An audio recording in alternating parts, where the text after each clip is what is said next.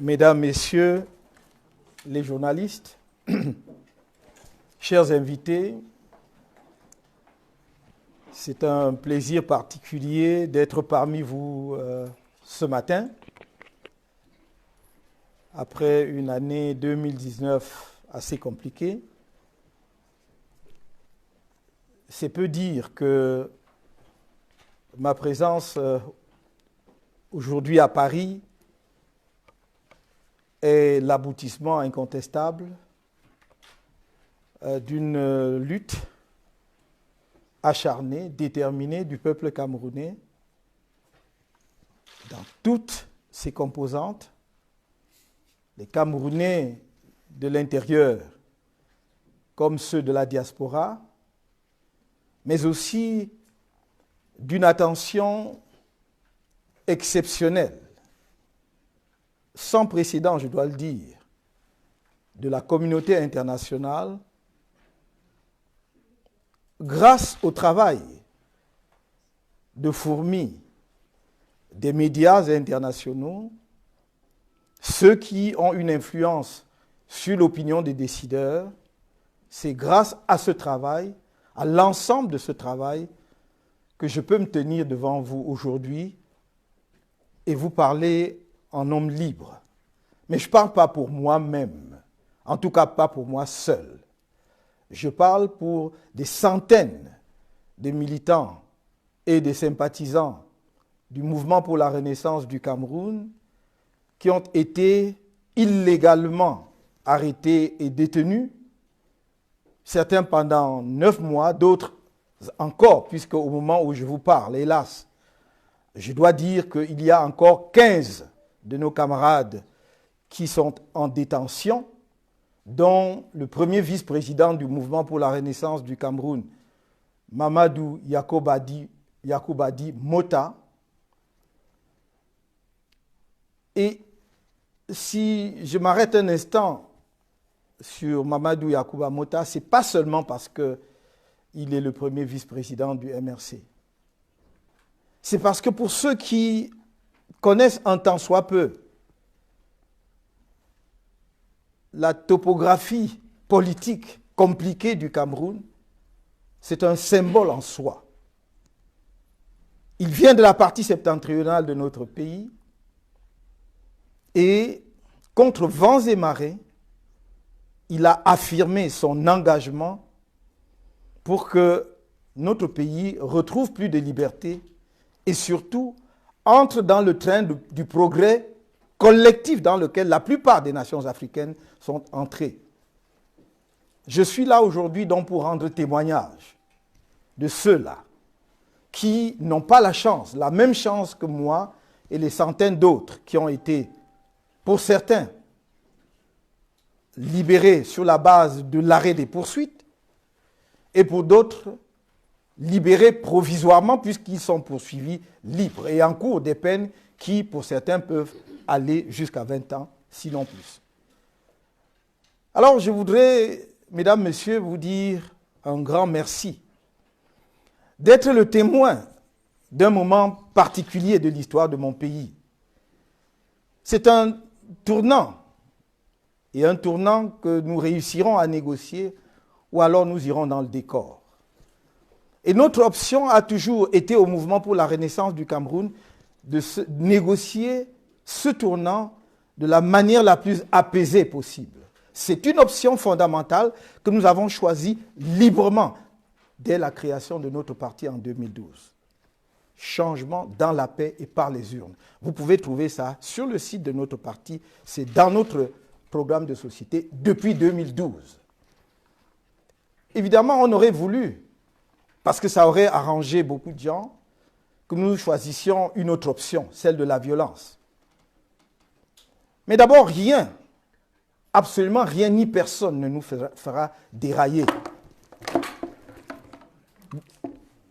de notre choix initial, qui est un choix mûrement réfléchi,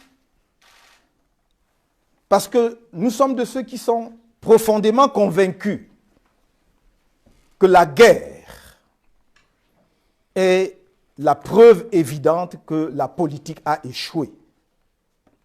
la politique est là pour empêcher que ne survienne la guerre. Car partout où il y a eu la guerre, on la termine autour d'une table de discussion, de dialogue ou de négociation. Alors pourquoi perdre le temps de faire le détour de la guerre avec tant de morts, avec tant de destruction et de larmes inutiles? Donc ce n'est pas simplement un choix politique, c'est aussi un choix philosophique qui s'adosse sur notre humanisme profond. Et je suis convaincu que les Camerounais ont entendu. Ils l'ont fait de manière massive. Oh, n'y voyez pas quelques faiblesses. Parce que très souvent, on a pensé que nous ne savions pas demander aux Camerounais de descendre dans la rue ou nous-mêmes aller au-devant des difficultés. Loin s'en faut. Mais comme je vous l'ai dit, c'est au terme d'une analyse, mais aussi de nos propres convictions profondes, que nous avons partagé cela avec notre parti politique. Le Cameroun, disais-je, il y a un tournant, en fait, à la croisée des chemins. Et nous vivons un moment où notre pays fait face à une guerre civile, interne, dévastatrice, inutile, parce qu'on aurait pu en faire l'économie. Les régions du nord-ouest et du sud-ouest sont un désastre et interpellent notre conscience. Je me demande comment des dirigeants aimant leur pays peuvent accepter que la situation qui prévaut dans les régions du nord-ouest, sud-ouest anglophones de notre pays ait pu se créer et surtout perdure depuis 3 ans. Elle est venue, cette situation du nord-ouest et du sud-ouest, amplifier une situation de déstabilisation, d'insécurité qui a commencé dans la partie septentrionale du pays, dans l'extrême nord du pays, avec les attaques de Boko Haram, qui font ou qui ont fait au moins autant de victimes que dans le nord-ouest et le sud-ouest. C'est une guerre presque oubliée alors qu'elle se poursuit. Il y a eu une période d'accalmie, mais cette guerre continue. Et vous savez, il y a quelques 2 ou 3 semaines, il y a eu encore une attaque terrible, violente, avec beaucoup de morts à Fotokol, à la frontière avec le Nigeria. Nous ne pouvons donc pas faire comme si ce conflit était derrière nous, il est encore devant nous. Donc il vient s'y ajouter de façon dramatique, alors que dans le nord-ouest, nous sommes confrontés à une menace externe de groupes armés qui ne sont pas basés sur notre territoire, et donc on peut dire que c'est un conflit contre un ennemi extérieur. Au Cameroun, dans le sud-ouest et le nord-ouest du Cameroun, ce sont des Camerounais qui combattent d'autres Camerounais. Et les victimes sont aussi bien les soldats de nos forces de défense que les populations civiles innocentes prises entre 2 feux et les groupes armés. Je ne vais pas ici refaire le récit de la crise anglophone. Ceux qui s'intéressent un temps soit peu au Cameroun en connaissent les origines.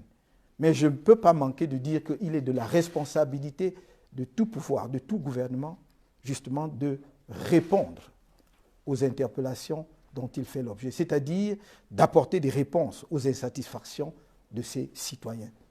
Et dans le cas du nord-ouest et du sud-ouest, ce sont des insatisfactions qui se sont exprimées de façon pacifique au départ, qui ont pris la dimension d'un conflit armé.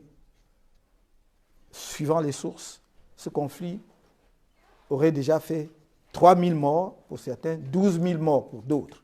La vérité doit être quelque part entre les deux. Dans tous les cas, il y a plus de 3 000 morts. Entre 800 000 et 1 million de déplacés internes. Entre 35 000 et 40 000 réfugiés au Nigeria. C'est la première fois dans l'histoire, toute jeune, de mon pays, que nous avons des réfugiés. Nous avons une tradition d'accueil des réfugiés. Nous n'étions pas connus comme un pays qui produit des réfugiés. Et là, nous avons quelques 40 000 de nos compatriotes au Nigeria. Il ne faut pas être de quelque parti politique que ce soit au Cameroun pour faire ce constat amer. Nous devons tous, collectivement, en tant que citoyens d'un même pays, avoir un sursaut national. Qu'est-ce qui nous arrive? Avant même de poser les problèmes du développement, sur lesquels je dirais brièvement quelques mots. Qu'est-ce qui fait que le Cameroun, qui pendant longtemps était considéré comme un havre de paix, il ne s'y passait rien, donc tout allait bien, soit devenu justement, même si l'actualité, parenthèse, en France, sauf quelques médias que je voudrais ici remercier, ne rend pas suffisamment compte de la tragédie camerounaise comparée à d'autres conflits. Même le conflit centrafricain, que je ne néglige pas, peuple que je respecte, semble attirer plus d'intérêt et plus de lumière que ce qui se passe dans mon pays. Entre 4,5 millions d'habitants d'un côté et 30 millions de l'autre. Entre un pays qui est au carrefour de l'Afrique occidentale et de l'Afrique centrale. Le Cameroun est une clé, c'est un État charnière. Et j'ai l'impression que nous continuons à faire la politique comme elle se faisait encore dans les années 50 et 60. Les choses ont radicalement changé. Le Cameroun est un pays dont 80% de la population a moins de 35 ans. Il faut se rendre compte de ce que ça représente, avec un taux de chômage parmi les plus élevés en Afrique, mais avec un potentiel incomparable. Des pays comme la République démocratique du Congo, en termes de potentiel, ne nous dépassent qu'à cause de la taille du pays, mais en termes de ressources disponibles, les deux pays peuvent effectivement souffrir une comparaison. Et donc, d'où vient-il que nos jeunes croient subitement que leur salut, c'est le désert du Sahara et la Méditerranée? Point d'aboutissement ultime, car la plupart n'atteindront jamais l'Europe fantasmée. Il y a donc un problème, il y a une interpellation. Et je suis de la génération qui a dit, nous n'allons pas transférer sur nos enfants nos propres combats, les combats d'aujourd'hui. Je suis d'une génération qui a vu le Cameroun en train de décoller et qui, hélas, doit terminer sa vie en le voyant cracher. Et nous avons dit non. C'est notre devoir impérieux d'apporter notre contribution. Et donc je suis venu à Paris pour dire merci aux Camerounais, à tous les Camerounais. Je ne fais pas de distinction entre eux. Je ne fais aucune distinction entre eux. Même pas vis-à-vis de ceux qui se sont donnés pour métier de m'insulter à longueur de journée dans le média. C'est sans importance. Je les aime tous. Oh, quelqu'un a dit un jour, ben on ne vous aime pas. Mais je n'ai pas besoin, moi, de leur permission pour les aimer. Je les aime tous. Parce que je considère que c'est ma mission, dans la politique camerounaise, de rassembler tout le monde. Parce que seul un peuple rassemblé peut aller au-devant de son propre destin. Personne n'y arrivera seul. Et collectivement, nous n'y arriverons pas en rang dispersé. Mais nous n'y arriverons que si nous prenons conscience du défi immense qui est devant nous et que collectivement, nous pouvons nous donner la main pour y arriver. Je ne vais pas aller plus loin que cela parce que je pense que la presse qui s'est déplacée ici a des contraintes que nous connaissons. Et puis, je pense que nous aurons l'occasion samedi, dans 2 jours, je crois, après-demain, en tout cas, de nous voir pour que je délivre, sur la base un peu du canevas que j'ai tracé ici, le message complet que je voudrais délivrer à mes compatriotes de la diaspora et peut-être au-delà à la diaspora africaine, parce qu'il est temps. Il est temps effectivement que l'Afrique se pense, et les Africains surtout se pensent d'abord comme des êtres humains, et qu'il y a une universalité de l'homme, et évite des postures et de se réfugier paresseusement dans le fait que nous sommes des Africains, nous ne sommes pas comme les autres. Alors si vous n'êtes pas comme les autres, ne demandez pas qu'on vous traite comme les autres. Mais si vous êtes des êtres humains, vous avez droit au même respect et à la même dignité, et vous avez alors également le devoir impérieux de vous redresser et de vous affirmer dans votre humanité. Je vous remercie. Merci. Maintenant, on va procéder à la séance qui sont donc Vincent Hugeux de l'Express. Je vous présente déjà, alors que c'est un exercice que vous deviez faire vous-même. Merci. No offense. Je dois arrêter de dire ex de l'Express depuis quelques jours. Monsieur Canto, bonjour. Bonjour. Je crois que c'était en novembre dernier, à la faveur d'une conférence de presse, vous aviez évoqué, je vous cite de mémoire, un projet d'élimination physique à votre encontre et à l'encontre de plusieurs cadres de votre parti. Êtes-vous en mesure de nous livrer des éléments factuels tendant à étayer cette hypothèse, s'agissant des commanditaires et des exécutants virtuels? Merci. Question directe et simple. Je ne pourrais évidemment pas rendre public ici quoi que ce soit. Et je ne crois pas qu'il y ait eu un démenti quelconque de qui que ce soit de mes propos. Au demeurant, je vous dirais que lorsque nous avons créé le MRC en 2012, un tel projet également existait. Nous l'avions dit en son temps.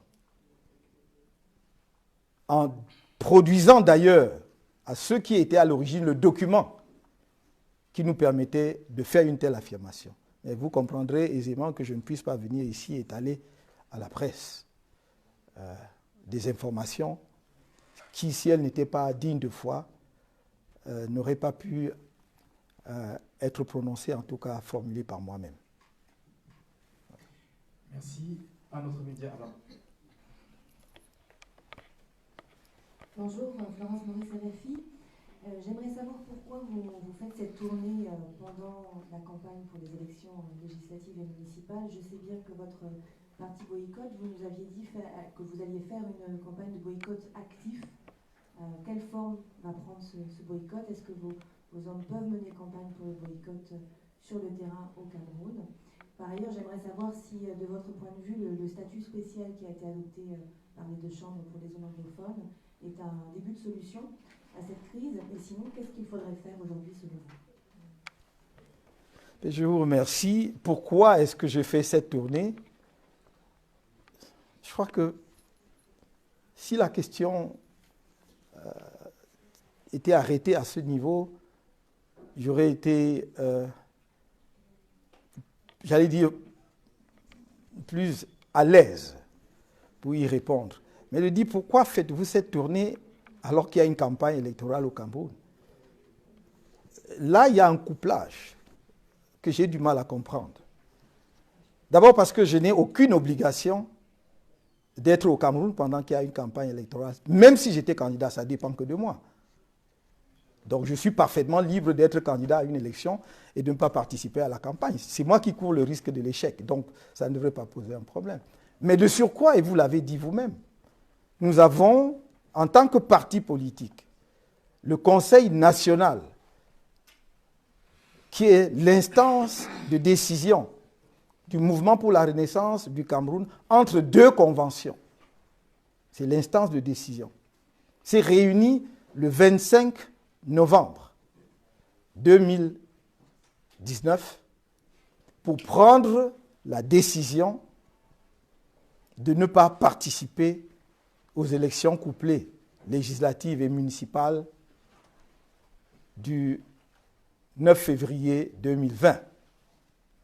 Alors, pourquoi est-ce que une délégation du MRC ne pourrait-elle pas se déplacer pendant cette période? Ce d'autant que une visite à la diaspora était programmée bien avant que nous soyons arrêtés arbitrairement et détenus illégalement pendant 9 mois. C'était programmé. Les salles étaient louées à l'époque ici à Paris. Mais nous n'avons pas pu le faire. Donc, de surcroît, après, il y a eu cette détention et le travail, la contribution de la diaspora dont je viens de parler, il était tout à fait normal et légitime que je vienne exprimer au nom de mes camarades qui n'ont pas pu faire ou qui ne peuvent pas faire le voyage avec moi, notre profonde reconnaissance, je l'ai dit à la communauté internationale, mais à la diaspora camerounaise. toute la diaspora camerounaise. Le boycott est une décision politique qui ne se prend pas à la légère. Et l'option initiale de notre parti avait été, au moment de sa création, de ne pas faire la politique de la chaise vide.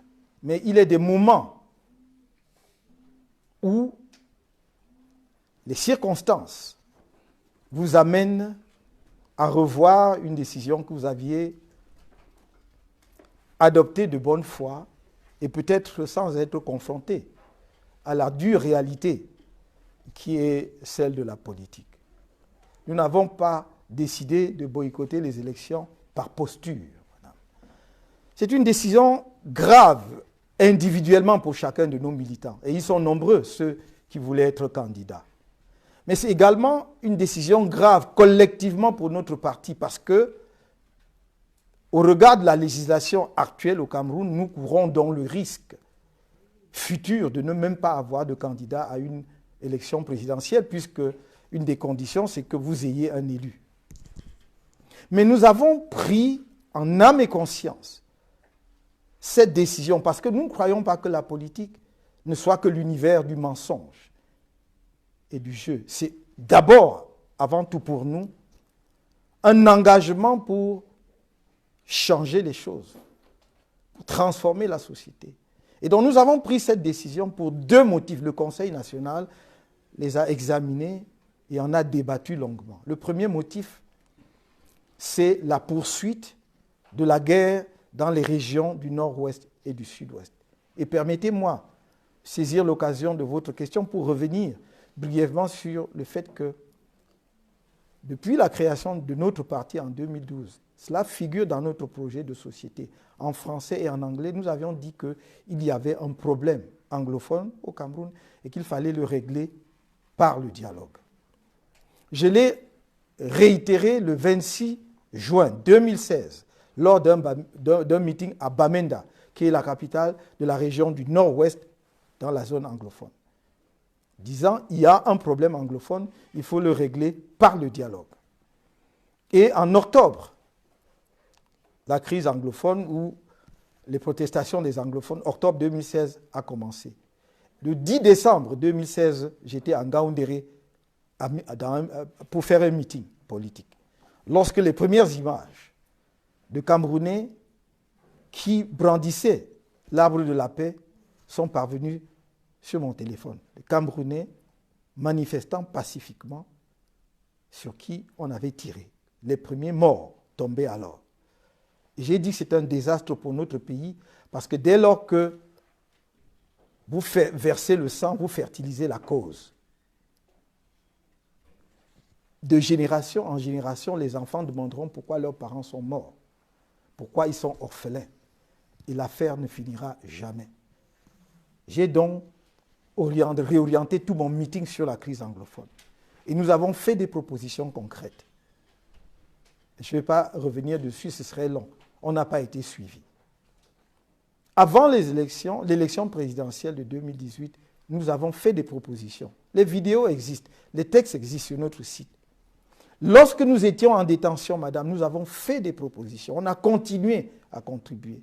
Lorsqu'on a convoqué le grand dialogue national, nous avons contribué en envoyant une délégation pour remettre au Premier ministre qui devait présider le grand dialogue des propositions qui pour nous étaient les conditions du succès du grand dialogue.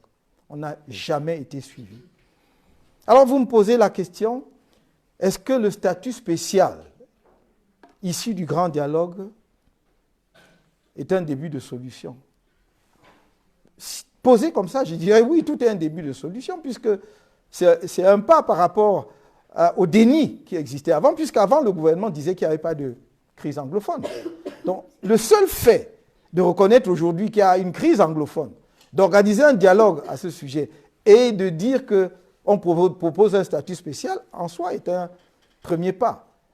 Je vous signale en passant que moi-même j'ai proposé en 2017 le statut spécial pour les régions anglophones. Décentralisation plus statut spécial.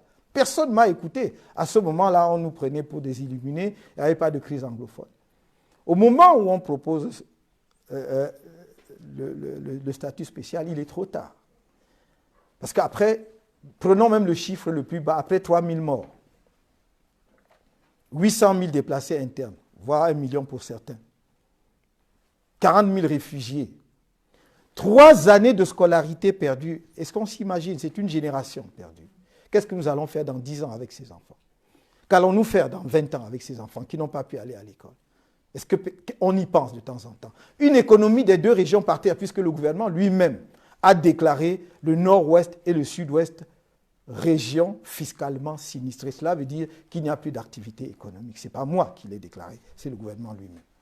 Donc, quand on propose cette solution, nous disons trop peu, trop tard. Ça ne peut pas être une réponse. Ce d'autant plus que, si l'on était sincère et qu'on avait à cœur de régler le problème, on aurait dû débattre du statut spécial dans le cadre du grand dialogue pour lui donner un contenu, pour que les anglophones, même qu'on a choisis, n'est-ce pas, puissent donner leur point de vue là-dessus. Personne ne sait le contenu de ce statut spécial. Dans tous les cas, nous avons dit et redit, nous ne croyons pas que la décentralisation avec un statut spécial pour les 2 régions anglophones soit la réponse aujourd'hui. Donc voilà, en guise de réponse à vos questions, j'espère que je n'ai rien oublié, ce que je pourrais dire. Oui.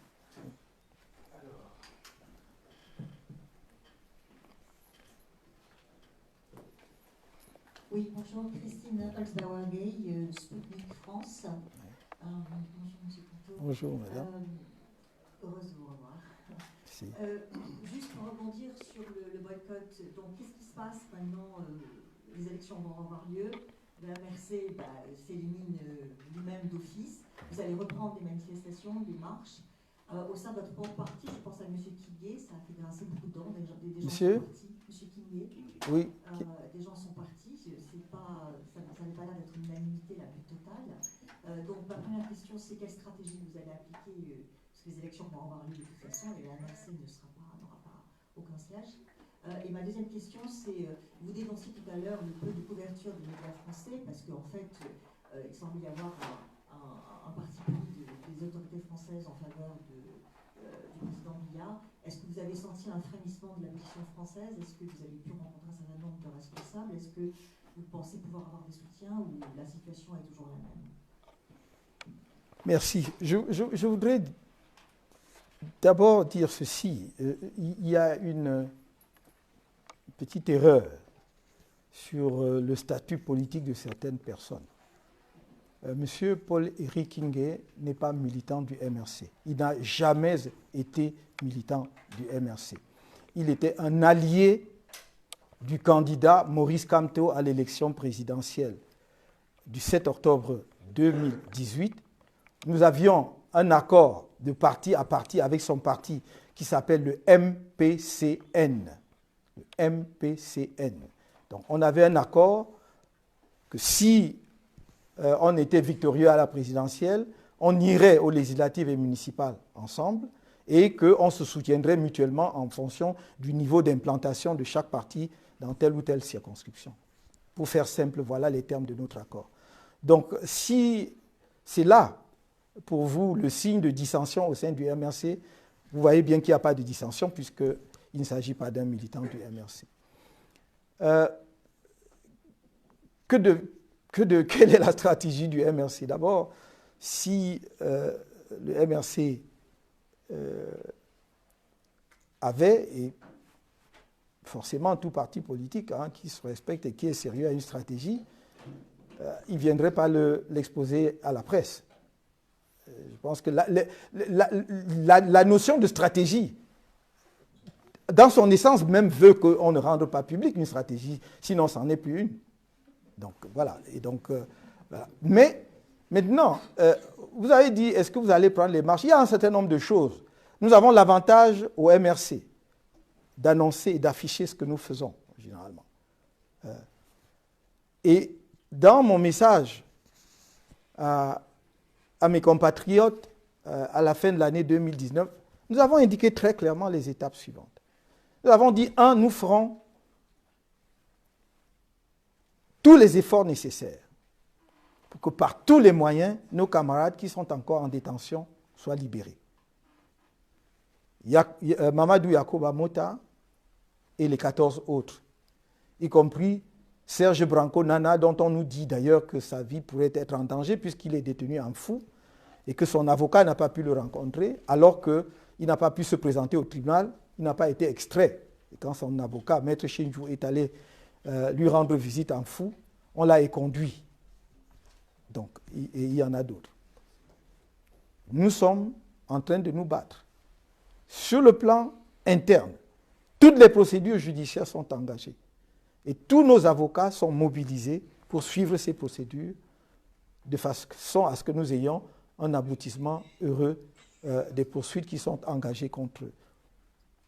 Mais si cela ne prospérait pas, et il faut craindre au regard de ce qui s'est passé au cours des 2 dernières années, où nous avons épuisé toutes les procédures judiciaires, y compris les procédures incidentes, et à aucun moment nous n'avons obtenu gain de cause sur plus de 200 dossiers.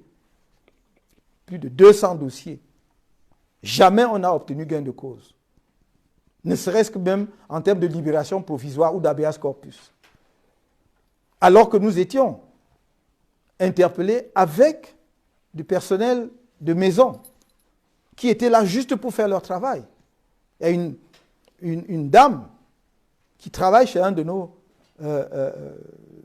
alliés, camarades, qui s'est retrouvée interpellée et détenue avec nous pendant 9 mois, avec les mêmes charges. C'est-à-dire qu'elle encourait la peine de mort comme nous, pour hostilité à la patrie. Contre la patrie, pardon. Hostilité contre la patrie parce qu'elle est derrière les fourneaux pour préparer à manger pour la maisonnée. Ça, c'est une conception absolument particulière de l'hostilité contre la patrie. Il faudrait laisser mourir de faim la maisonnée, et là, il n'y aurait pas d'hostilité. Mais enfin, donc, nous allons nous battre pour que tous nos camarades injustement arrêtés et détenus soient libérés. Et nous avons dit, deuxième point, nous allons continuer à nous battre pour qu'il y ait une réforme consensuelle du système électoral au Cameroun. C'est la première fois que j'entends que dans un pays, les dirigeants d'un parti politique qui demandent la réforme des règles du jeu électoral soient considérés comme des ennemis de la patrie, pourchassés. Nous sommes allés en prison pour avoir marché pacifiquement le 26 janvier 2019. Pourquoi? C'était pour 3 choses. Nous disions non au hold-up de la paix dans le nord-ouest et le sud-ouest. Donc, il faut ramener la paix, le retour de la paix, arrêter de massacrer les Camerounais. Non au hold-up électoral, parce que le résultat de l'élection présidentielle de 2018 a été détourné.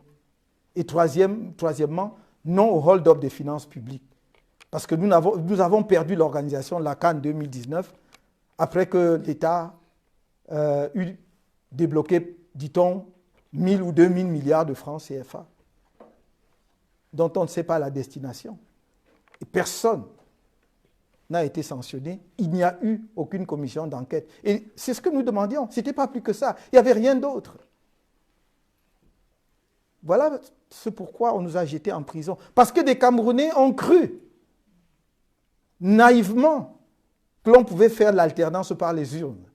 Ils croyaient que c'était une possibilité d'épargner justement la casse de la guerre à notre pays en travaillant sur le plan électoral pour gagner une élection. Voilà ce pourquoi nous avons passé 9 mois. Et donc, depuis notre sortie de prison, croyez-vous qu'on a autorisé la tenue d'un seul meeting de notre parti? Non, madame. Jusque dans nos sièges, le siège du MRC, nous ne pouvons pas tenir de réunion. Nous avons organisé des campagnes d'inscription massive, d'adhésion massive au MRC. Et on n'a pas pu tenir ces réunions à nos sièges parce qu'on a été dispersés. Au moment où je vous parle, à Bafoussam, cette semaine, on a encore interdit une réunion du MRC. Après notre sortie de prison, nous avons déposé des déclarations c'était pas des marches, hein, j'ai dit des meetings, c'est-à-dire des réunions fixes des meetings fixes, ce n'était pas des marches. À Ibolova, à Yaoundé et à Douala. Dans les 3 cas, on a interdit nos réunions. Dites-moi un parti politique qui ne peut pas tenir de meeting. Comment s'adresse-t-il et à ses militants et à ses compatriotes?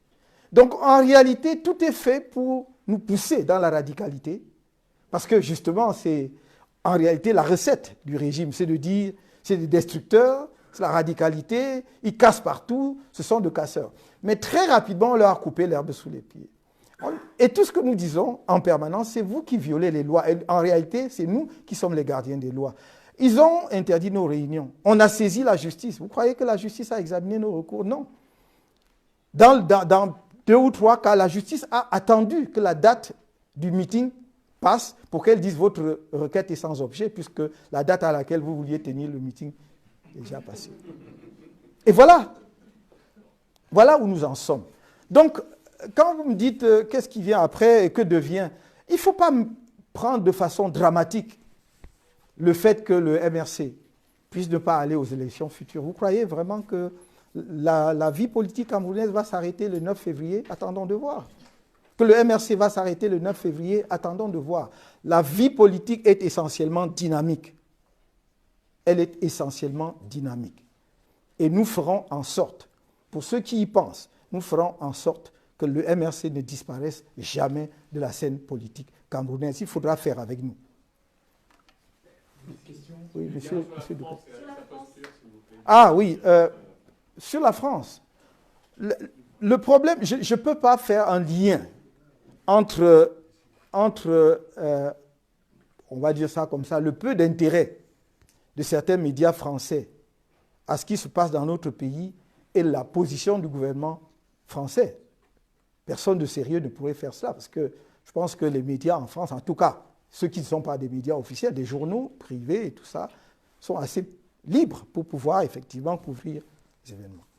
Maintenant, ce que je peux vous dire, non peut-être pas uniquement sur le cas de la France, mais sur le cas d'autres pays, c'est que le gouvernement camerounais, le régime en place, ne regarde pas à la dépense quand il s'agit justement de tout faire pour que personne ne parle du Cameroun. Que l'on dise c'est un pays stable, il ne s'y passe rien, donc ça se passe très bien. Je ne vous dis pas le nombre de cabinets de lobbying qu'ils payent aux États-Unis. L'information existe, si vous cherchez un peu, vous trouverez combien de cabinets de lobbying ils payent aux États-Unis depuis 2 à 3 ans pour polir leur image. Si vous n'avez rien à vous reprocher, vous ne payez pas autant d'argent. Mais de toute façon, ils peuvent le faire d'autant plus aisément que c'est aux frais de la princesse ou du prince. Enfin, c'est... Voilà. Donc, en ce qui concerne la France, nous savons, au moins que depuis l'élection présidentielle de 1992, et législative d'ailleurs aussi, qu'il y a des comment dirais-je, des cabinets de communication qui sont très actifs en France et peut-être aussi en Europe, pour qu'on ne trouve pas la bonne conscience. Vous voyez, des sages citoyens français qui ont d'autres chats à fouetter que de s'occuper d'un triangle perdu quelque part en Afrique, même si ce pays a des raisons légitimes de croire qu'en raison des liens historiques qui existent entre les deux pays, on pourrait, dans le respect mutuel, quand même se donner des conseils ou des suggestions dans la bonne direction à prendre pour que demain, on ne soit pas obligé de déployer des Français comme au Sahel pour arrêter je ne sais quoi. Parce que ce n'est pas une vue de l'esprit. Parce que nous sommes dans un pays où, ces dernières années, on a instillé, au-delà des facteurs de déstabilisation, d'instabilité, d'insécurité dont je vous ai parlé, où l'on a instillé la haine dans les veines des Camerounais. Et c'est beaucoup plus terrible que des groupes armés. Parce que les groupes armés, vous pouvez à un moment donné même discuter avec eux et régler le problème. Mais lorsque vous avez installé dans la conscience des gens la haine les uns des autres, ça devient extrêmement difficile à dépasser. Et donc je pense que une nation comme la nation française ne devrait pas se faire complice des gens, effectivement, qui orchestrent cela dans un pays. C'est au-delà d'une exigence morale. C'est un impératif politique catégorique. Et l'histoire, je crois, a donné suffisamment d'enseignements à la France après ce qui s'est passé au Rwanda pour que ce pays ne se permette pas d'être le complice de ce qui est en train de sourdir au Cameroun. Nous avons alerté l'opinion là-dessus depuis 3 ans, en alimentant les rédactions de faits. Nous sommes factuels. Nous avons envoyé les textes écrits. Nous avons envoyé des vidéos sonores. Nous avons envoyé des captures d'écran pour dire qu'il y a un danger. Et là, ça ne devient plus une histoire d'un pays. Ce n'est même plus un problème de la seule France. C'est le problème de toutes les nations du monde, parce que nous sommes tous, j'ai compté, on est à peu près à 182 ratifications de la Convention des Nations Unies contre le génocide. Cela veut dire que ça interpelle tous les signataires de cette convention. De dire, on ne peut pas accepter cela. Et j'espère bien. Parce que vous vouliez savoir, madame de RFI, pourquoi nous sommes en tournée. Justement, c'est aussi pour vous sensibiliser à cette situation. Que vous, parfois, vous voyez de loin. Et nous croyons de notre devoir de venir vers vous pour dire, ce n'est pas une vue de l'esprit. Ça devient une menace réelle. Voilà pourquoi nous sommes dehors. Il y a Jeune Afrique, mais il y a M. Doubédi qui est là. Je m'appelle Georges Doubédi, je suis journaliste à Jeune Afrique. M. Couto, j'aimerais bien comprendre pourquoi le gouvernement camerounais prend le MRC pour un parti révolutionnaire. Parce que voici la situation.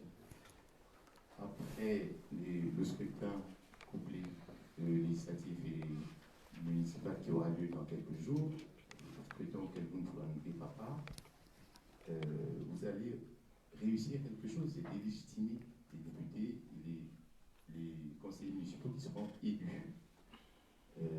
Parce que le taux de participation sera probablement fait du fait du boycott du NRC. Vous avez déjà réussi à délégitimer M. Biya, vous l'avez démontré abondamment devant le Conseil constitutionnel, c'était un président mal élu. Que va-t-il se passer après le scrutin de février, étant donné que nous aurons 5 ans sans élection, si je me trompe, que va-t-il se passer? Vous avez dit tout à l'heure que vous ne nous donneriez pas la stratégie du NRC. Mais la situation est celle-là. Ouais. Le fruit sera-t-il suffisamment mieux pour tomber? Je ne sais pas quelle est la suite. Merci. Très bien, merci. C'est une question extrêmement importante, mais qui revient effectivement aux aspects stratégiques. Mais il y a des choses que je peux dire ici, très simplement.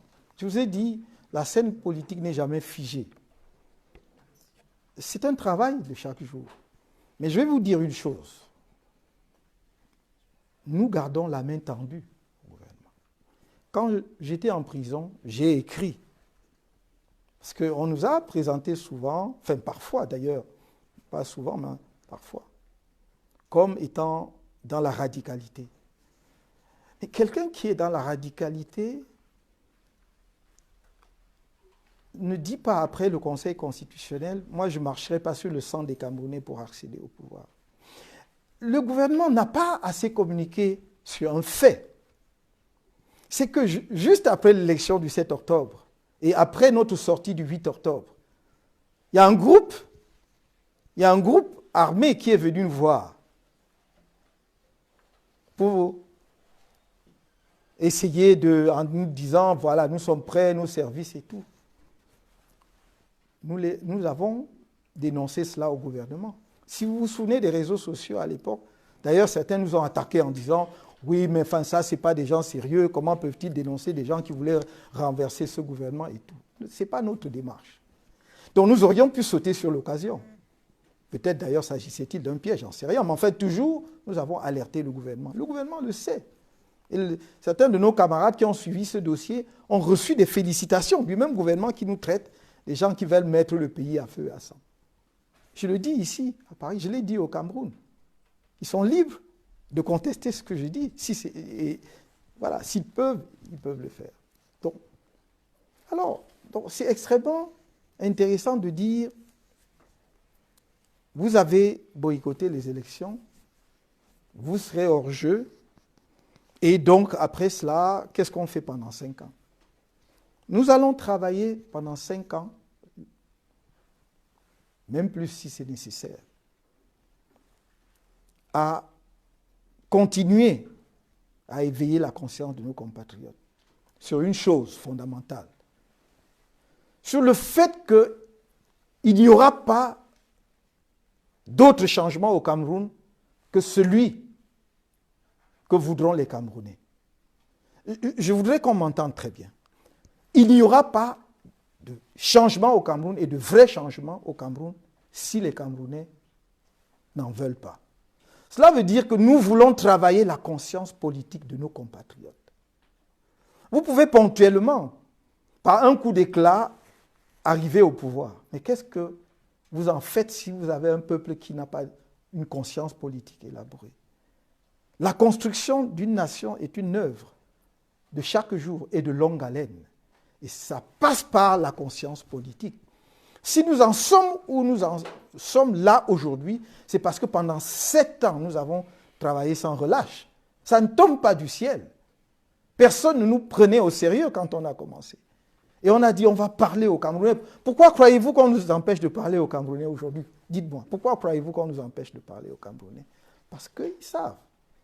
Ils ont réalisé justement que nous faisons un travail qui n'emprunte pas les voies qu'ils espéraient. Et c'est de parler à la conscience de nos compatriotes. C'est de dire, non, vous n'avez pas été une colonie de qui que ce soit. Vous avez été protectorat allemand. Même si après on a voulu faire une distinction entre le protectorat de droit international et le protectorat de droit interne, en nous faisant croire que nous étions sous le régime du droit allemand. Mais nous étions protectorat, c'était des accords, des traités signés. Ça s'appelait des traités. Quand Nartigal signe le dernier traité le 12 juillet 1884 à Douala, c'est un traité. Nous n'avons pas été une colonie. Et à partir de 1916, lorsque l'Allemagne perd la guerre, il y a un condominium franco-britannique qui s'installe pendant une courte période pour qu'à partir de 1922, nous soyons un territoire sous mandat, dont nous n'avons jamais été une colonie. Puis à partir de 1945-46, un territoire sous tutelle, dont nous n'avons jamais été une colonie. Il faudrait donc qu'on repositionne nos relations en se souvenant de cela.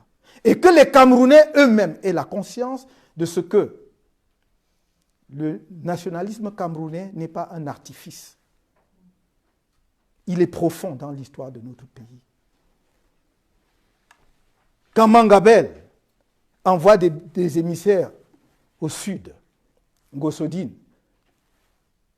rencontrer Martin-Paul Samba, pour dire j'ai une cause. Face aux Allemands qui arrachent nos terres, on doit faire cause commune pour se battre. C'est là que commence à naître la nation camerounaise. C'est ça que je voudrais que mes jeunes compatriotes, à qui on n'a pas enseigné cela, c'est ça que je voudrais qu'ils sachent. Et que c'est dans cette dynamique, toute cette trajectoire que s'est bâti notre pays.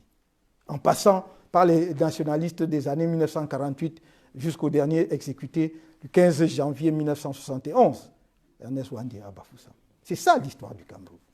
Il faut s'inscrire donc dans cette continuité. C'est ça que je voudrais que nous continuions à faire. Et que ceux qui viennent diviser artificiellement les Camerounais ne trouveront jamais au MRC, encore moins auprès de Camto, un quelconque soutien. Parce qu'en plus, ils mentent. Allez voir dans les familles de tous ceux qui entretiennent ces discours. Dans leur famille, il y a des gens venant de toutes les régions du pays. Certains ont une épouse qui vient de la région qu'ils honnissent, qu'ils vomissent, chez elles. Ils ont des enfants qui ont épousé les gens d'autres régions.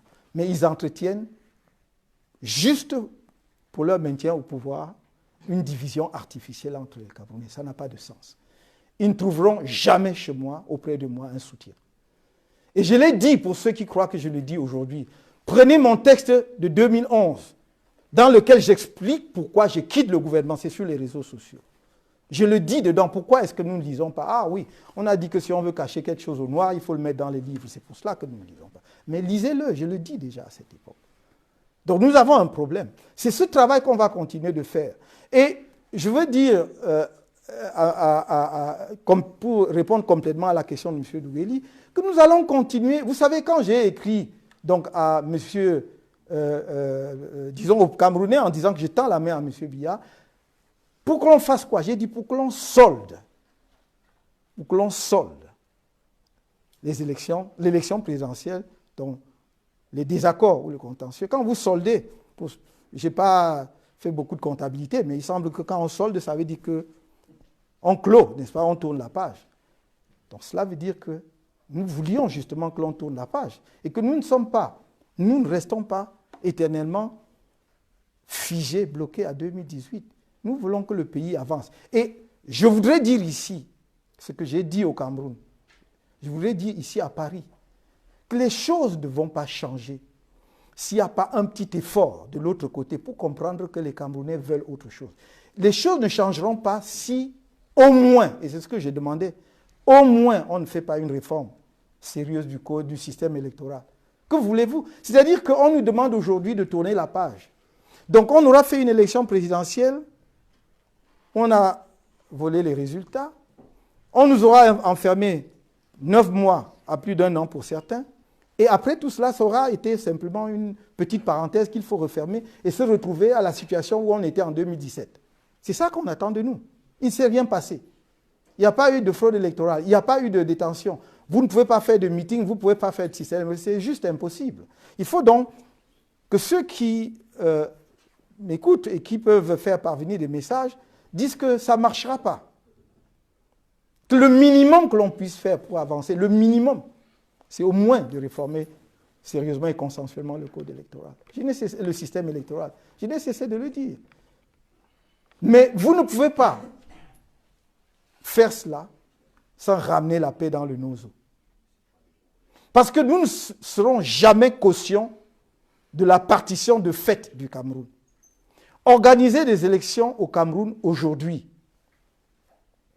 en déployant les forces de défense dans les 2 régions, en sachant pertinemment que les populations des régions du nord-ouest et du sud-ouest ne pourront pas aller voter, c'est acter de facto la partition du Cameroun.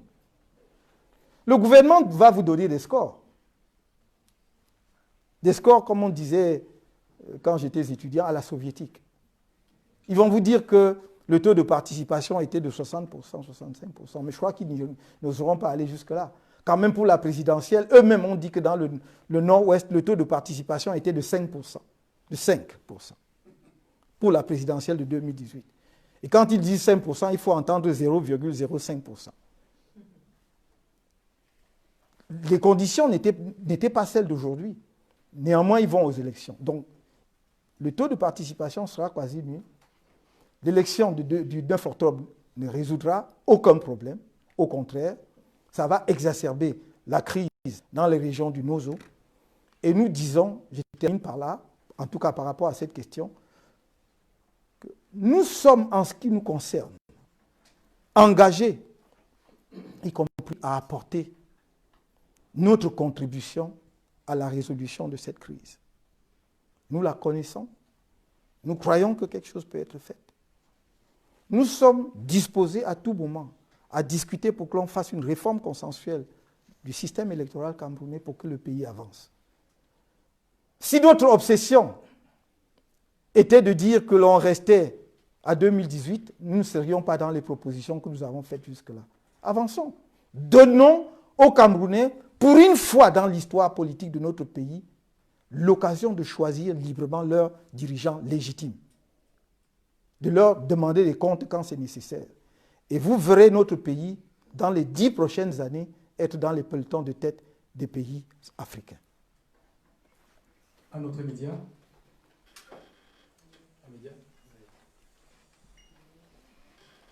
Bonjour, M. Kanto. Je Bonjour. suis Gérard Lebrun pour le Médiateur d'Afrique. Vous avez fait une tournée américaine il y a quelques semaines. Vous avez rencontré des officiels, et notamment le sous-secrétaire d'État Tibor Nagui. Je voudrais savoir quelles étaient les conclusions de votre rencontre et quel était l'intérêt. Merci. Merci. Merci. La tournée américaine s'inscrit dans notre action internationale. Je vous ai dit que la phase 3 du plan de résistance nationale indiquait très clairement, donc c'est pour ça que je disais, nous affichons ce que nous faisons, indiquait très clairement que s'il n'y avait pas de révision consensuelle du système électoral avant les élections, s'il n'y avait pas de progrès dans la résolution du crise de nos eaux, nous allions intensifier notre campagne internationale pour sensibiliser tout le monde, à tous les niveaux, sur la situation de notre pays. C'est ce que nous avons fait en allant aux États-Unis. C'est ce que nous faisons en étant en France. Si nous ouvrons moins facilement les portes en France qu'ailleurs, ce n'est pas faute d'y frapper. Après, quand vous arrivez chez quelqu'un, c'est lui qui vous ouvre, ce n'est pas vous qui ouvrez. Nous n'avons jamais cessé de faire les démarches ici, non pas dans l'espoir que qui que ce soit nous ira mettre au pouvoir au Cameroun. Ça n'a jamais été notre intention. Nous avons toujours dit, et je viens d'ailleurs de le répéter, le changement au Cameroun, l'évolution de notre pays dépend et dépendra toujours, dans notre conception, des Camerounais. Je n'attends pas de rentrer dans un transal pour être placé quelque part. Non. Mais il est de mon devoir d'expliquer, premièrement, aux pays amis avec lesquels nous avons des liens historiques forts. Deuxièmement, aux puissances, membres de la communauté internationale, ce qui se passe dans notre pays. Parce que c'est aussi leur devoir. Vous voyez bien, qu'il s'agisse de ce pays ou des États-Unis, sont des membres permanents du Conseil de sécurité.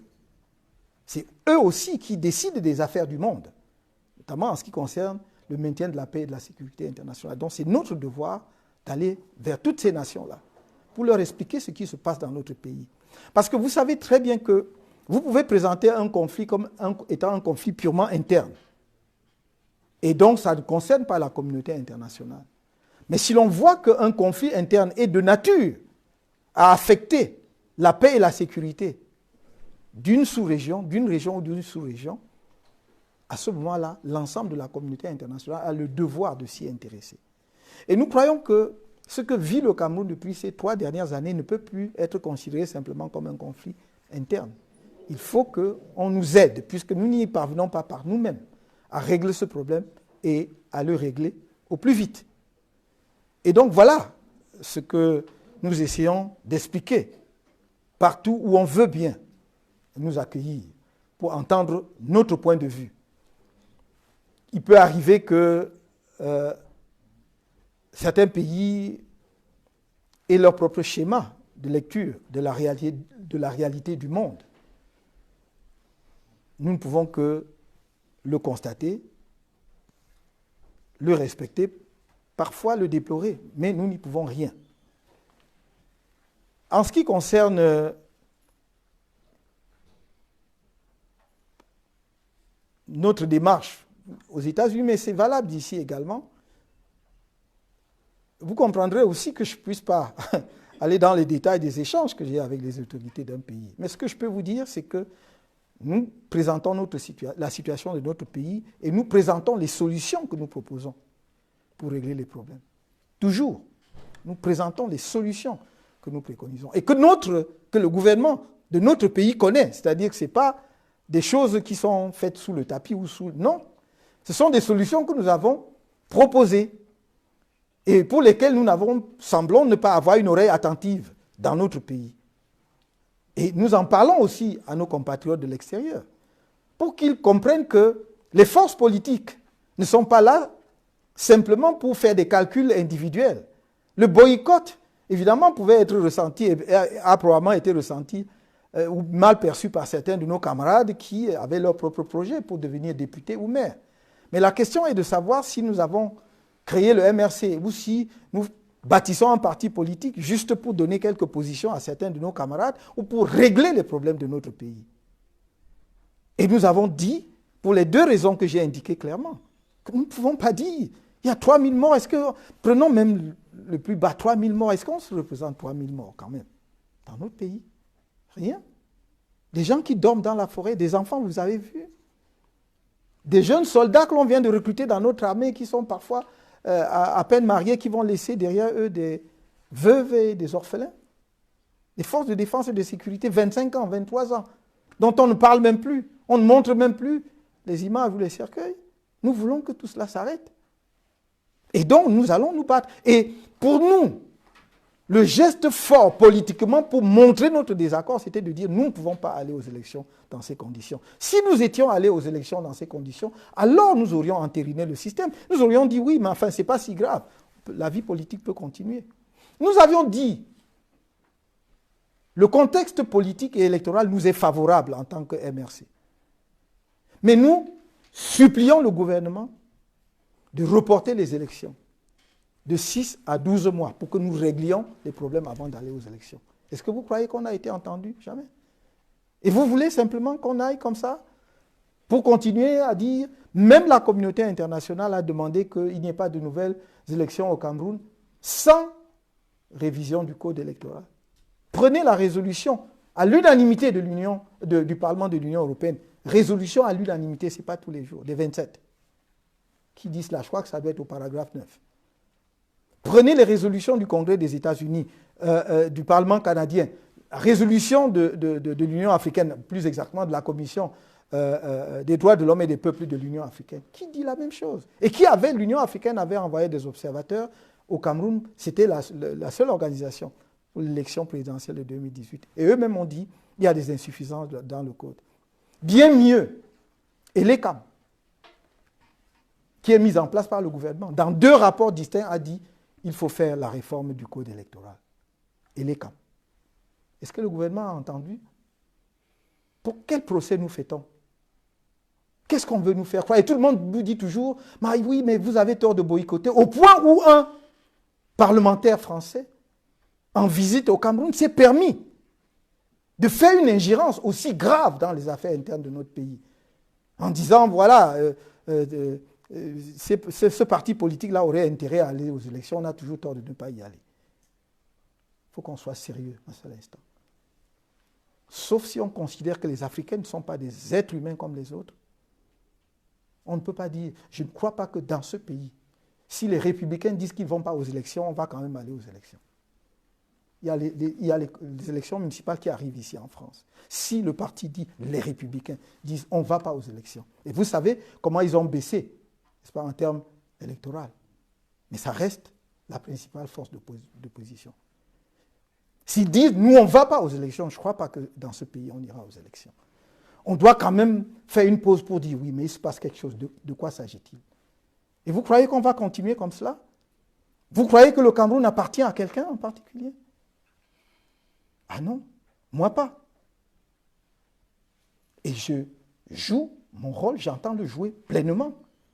Croyez-moi, mon cher ami, je ne demanderai jamais pardon ou excuse, ou je ne m'excuserai jamais des décisions politiques que je prends avec mes camarades et qui vont dans le bon sens pour notre pays. Si notre conscience ne peut pas nous juger, l'histoire nous jugera. Alors, on n'a plus beaucoup de temps, on a passé... Alors, pareil, on se présente. Encore une vingtaine de minutes. Eric Golf Quattro, correspondant Canal 2 France et journaliste à CBS. M. Kamtouré avait commencé cette conférence en nous disant que vous êtes venu dire merci à tous les Camerounais. Vous avez dit tous les Camerounais, sans exception, même ceux qui vous passent des journées à vous insulter. Parmi les Camerounais de la diaspora, notamment de France, il y a des activistes, la brigade anti-Sardina, le CCD, le Conseil des Camerounais de la diaspora, qui, depuis un certain temps, mènent des actions radicales envers les autorités camerounaises, notamment envers le chef de l'État. On ne va pas revenir sur tout ce qui a été passé, ou bien toutes les actions qui ont été menées par ces gens. Seulement, dans ces actions, on a certains de ces membres qui ont des t-shirts à votre effigie, qui ont des écharpes MSC et qui chantent votre nom. Et le gouvernement n'a cessé de dire que vous êtes votre parti derrière ces actions. Vous avez également parlé de radicalité. Ce même groupe, c'est certes divisé, mais il y a le noyau qui est passé à une autre étape. On l'a vu lors de leur conférence en Allemagne, où ils appelaient désormais à prendre les armes. D'ailleurs, ils scandaient Frimacha, Frimacha. Vous êtes en France, ils seront certes là, le premier. Qu'est-ce que vous allez leur dire?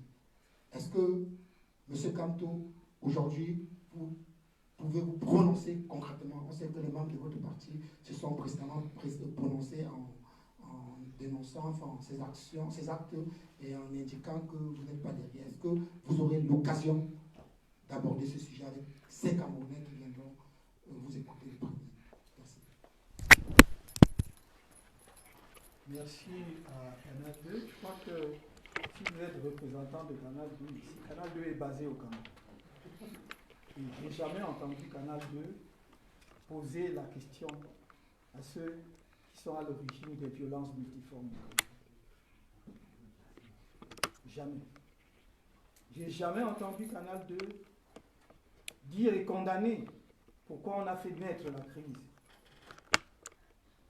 anglophone et pourquoi on l'a transformé en un conflit armé qui dure depuis 3 ans et qu'on refuse de régler. Vous croyez qu'il y a une forme de violence acceptable, monsieur du Canal 2? Y aurait-il une forme de violence acceptable? Vous me posez une question à laquelle vous avez déjà eu des réponses. Puisque je me suis exprimé là-dessus. Pas une fois, pas dans un seul discours. Cher monsieur, je considère mon travail, je prends mon travail un peu plus au sérieux que celui qui consiste à me faire tourner en rond. J'ai dit et je répète, je condamne toutes les formes de violence. Je dis bien toutes les formes de violence. Mais je ne fais pas une distinction comme certains voudraient m'amener à le faire entre une bonne violence qui serait acceptable parce qu'elle serait faite par des gens en uniforme et d'autres formes de violence. Je vous ai indiqué ma voix. Pourquoi me posez-vous une question sur les actes et les actions des autres? Quand j'avais 18 ans, j'avais dans ma chambre d'étudiant un poster de Cheikh Anta Diop et un autre de Che Guevara. Dois-je rendre compte de cela? Pourquoi est-ce qu'on pouvait retrouver un poster de Che Guevara chez moi? Il fallait que je le retrouve dans le maquis en Argentine ou au Congo.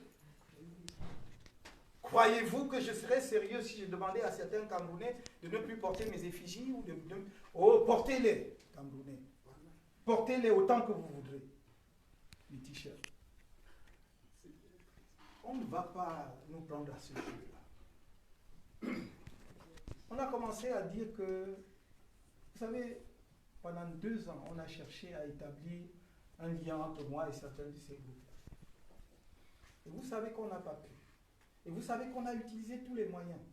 Vous savez qu'on a utilisé, y compris des gens au sein de mon propre parti, pour essayer d'établir des liens. Et on n'a pas pu. Exaspéré, en fin de compte, j'ai été obligé de porter une plainte en diffamation contre un membre du gouvernement camerounais. Que à chaque sortie, on ne rappelle pas que je suis celui qui est derrière ou que j'ai orchestré les casses dans les ambassades. Cher monsieur, je ne voudrais pas vous réciter mon prix d'écrit. Mais si vous étiez, je crois, dans la sincérité de la couverture de l'information camerounaise, vous deviez en savoir un peu plus sur moi. Et savoir que je ne peux pas passer des années à me disculper de quelque chose que j'ai dit. Ceux qui dirigent ou qui prétendent diriger le Cameroun aujourd'hui me connaissent. Ils savent ce que je peux faire, ce que je ne peux pas faire. Beaucoup d'entre eux n'ont pas fait autant pour notre pays que moi-même. Mais ils veulent aujourd'hui se présenter comme les gardiens du temple et dénoncer quelques vandales qui voudraient arriver au pouvoir par tous les moyens, etc. Je voudrais dire très simplement, une fois de plus, à Canal 2, que commencez par demander à ceux qui trient entre les Camerounais, distinguent entre les Camerounais, commencez par leur demander à montrer le même respect à tous les Camerounais. Ils vont voir que déjà ça là, ça va changer. On construit au Cameroun l'image d'une diaspora opposant contre le gouvernement, contre le pays. Moi, j'ai la perception d'une diaspora dynamique, éduquée, que je voudrais demain avec moi pour qu'on construise le Cameroun ensemble. C'est deux démarches complètement différentes. Voilà toute la différence. Et au lieu, justement,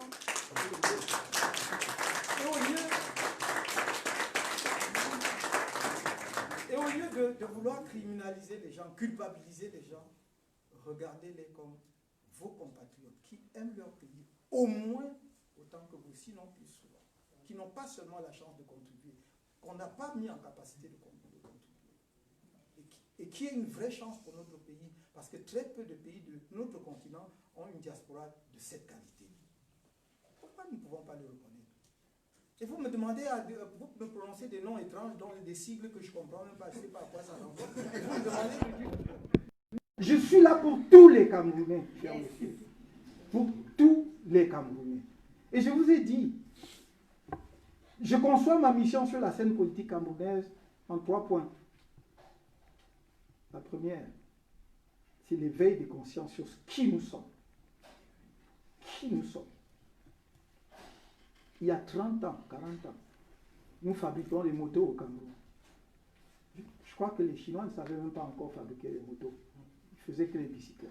Mais nous les fabriquions déjà au Cameroun. Nous étions dans l'électronique, avec Équatorial Électronique, à Douala, boulevard de la Liberté. Évidemment, les vélos. Nous fabriquions les meilleurs objets à bois, les meilleurs contreplaqués, Sofibel, à Belamo. Et je peux énumérer comme ça 203 entreprises. Nous étions la première nation africaine, hors Afrique du Sud et Éthiopie, et peut-être l'Afrique du Nord, sortie d'Air Afrique à créer une compagnie nationale, pilotée par des Camerounais, gérée par des Camerounais. Nous étions la première nation, en dehors des quelques autres que je viens de citer, à construire un chemin de fer qui traverse tout le pays, jusqu'à Ngaoundéré, inauguré par Amadou Ahidjo en 1974, avec à bord M. Pompidou. Est-ce que vous voyez encore quelque chose, des vestiges de tout ce que je suis en train de citer? Donc, nous nous battons aujourd'hui pour ramener le Cameroun là où il était il y a 40 ans. Voilà la vérité. Le reste, c'est du bavardage. Et moi, ça ne m'intéresse pas. Je n'avais pas imaginé que de mon vivant, je verrais le Cameroun dans l'état où il est. C'est-à-dire que je ne pouvais pas imaginer qu'on pouvait détricoter un pays comme on l'a fait du monde. J'assiste avec la plus grande douleur à ce spectacle-là. Et vous me demandez de commencer à créer des cases entre les Camerounais. Il y a des colères qui se manifestent.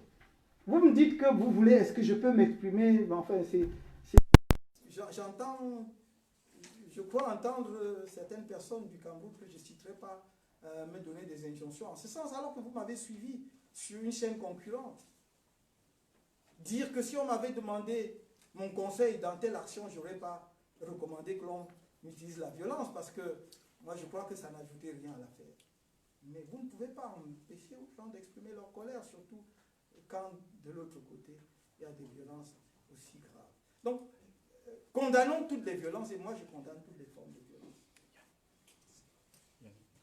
Très bien. Alors, juste une précision, encore maximum 2, 3 questions et on arrête.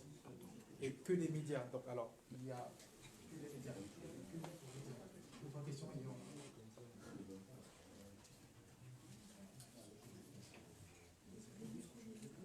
Monsieur Campo, bonjour, c'est Louis Tenayou. J'ai principalement 2 questions. questions à votre endroit. La première, c'est que votre incarcération a duré pratiquement 9 mois. Vous n'étiez pas le seul à être incarcéré. Il y a une grande partie de l'équipe de direction du MRC qui l'était également. Il y a une partie également importante de vos militants qui étaient avec vous. Il n'y a pas eu une véritable condamnation de la part des autres candidats présidentiels au Cameroun. Il n'y a même pas eu une condamnation très vive de la part des autres partis politiques.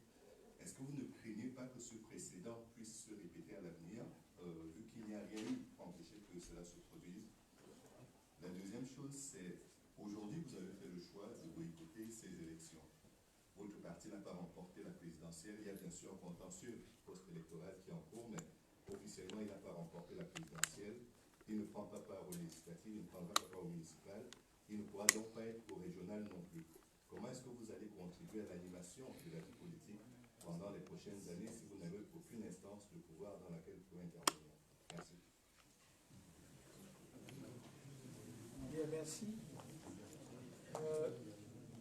Vous faites un constat que je peux partager avec vous, c'est-à-dire l'attitude des autres formations politiques de l'opposition camerounaise. Mais ce n'est pas à moi d'y répondre, c'est à eux. C'est à ces partis, enfin à elles, ces formations politiques. Chacun choix. Et ultimement, c'est au peuple camerounais d'observer la scène et de se faire son opinion par rapport à la fois aux partis politiques et aux hommes politiques. Si vous dites que vous vous battez pour changer le pays et que vous choisissez une logique institutionnelle, cela veut dire que vous devez vous donner les moyens d'être en capacité de conquérir quelques leviers où vous pouvez effectivement agir pour apporter les changements espérés. Alors, quand on va aux élections annoncées 9 octobre prochain, en sachant qu'on ne peut pas avoir même 1% ou 2% des députés à l'Assemblée nationale, non pas parce qu'on ne pourrait pas si les conditions étaient réunies, mais parce que tout est fait pour que vous ne les ayez pas. Quel est le message que vous donnez aux Camerounais? Je vais être plus clair et plus simple. D'après les chiffres annoncés par Elecam, du nombre de candidats en compétition par les différents partis qui vont prendre part à ces élections, l'ensemble de l'opposition camerounaise réunie va compétir pour 46 sièges.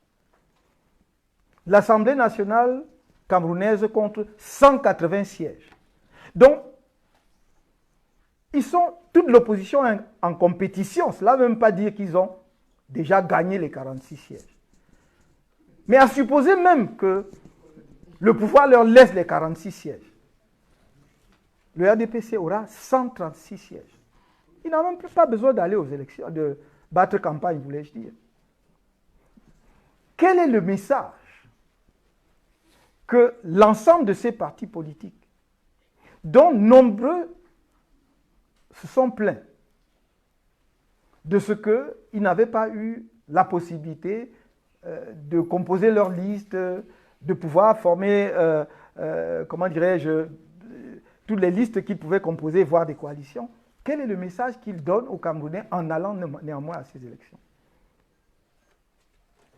Nous, on aurait pu faire la même chose. Peut-être avoir la chance d'avoir quelques sièges. On nous dit d'ailleurs qu'on avait déjà promis, puisque vous savez que les élections camerounaises... Donc nous, c'était 5 sièges de députés, je crois, et 3 mairies. Donc c'était arrêté. Imaginons même que nous, on soit allé pour obtenir 15 sièges, 20 sièges, qui ne représentent pas notre poids politique au Cameroun aujourd'hui. Qu'est-ce qu'on aurait changé? Parce que vous me dites toujours, oui, mais qu'est-ce que vous allez faire? Mais qu'est-ce qu'on aurait fait si on avait ces sièges de députés, à part le fait que des gens auraient pu toucher de l'argent mensuellement au titre de leurs indemnités de députés? Dites-le moi. Donc il faut qu'on arrête d'utiliser de grands mots de circonvolution pour perdre les Camerounais. Là, je vous donne des chiffres. Je n'ai entendu personne me sortir cela. Aucun journaliste. Alors que voilà la réalité. On va aux élections, l'ensemble de l'opposition va pour compétir pour 46 sièges sur 180. Qu'est-ce que c'est ce genre de système démocratique? Et vous vouliez que nous, on soit dans la charrette de l'accompagnement. Ce n'est pas notre option. Ça prendra le temps que ça prendra, M. Kémajou. Mais on travaillera à ce que le peuple camerounais conquiert sa liberté.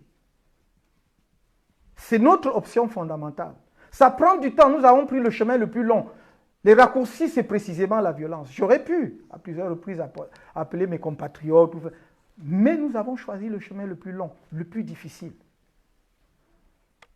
D'autres nations africaines ont expérimenté d'autres formules. Nous disons celle-là. Mais nous ne sommes pas maîtres des Camerounais. La preuve, d'ailleurs, quelqu'un nous demandait tout à l'heure, je crois qu'il est parti, le monsieur de Canal 2, si nous ne devons pas, voilà. Oui, nous ne sommes pas maîtres des Camerounais. Si les Camerounais, devant l'exaspération, choisissent d'autres modalités d'action, je n'ai aucun moyen de les en empêcher. Pourtant, j'aurais tout fait pour éviter que l'on en arrive à la case de la violence. Donc, ce que je peux vous dire, encore une fois de plus, peut-être vous êtes arrivé un peu en retard parce que la même question m'avait été posée, nous allons continuer à faire notre travail politique. Et puis la scène politique n'est pas figée. La scène politique n'est pas figée. Peut-être qu'on va reprendre les élections dans 6 mois au Cameroun, dans 1 an. Qui sait? Alors, je peux dire qu'on prend les 2 derniers en même temps et comme ça, voilà, le président n'aura qu'une seule intervention sur les 2 derniers. On prend les 2 questions en même temps.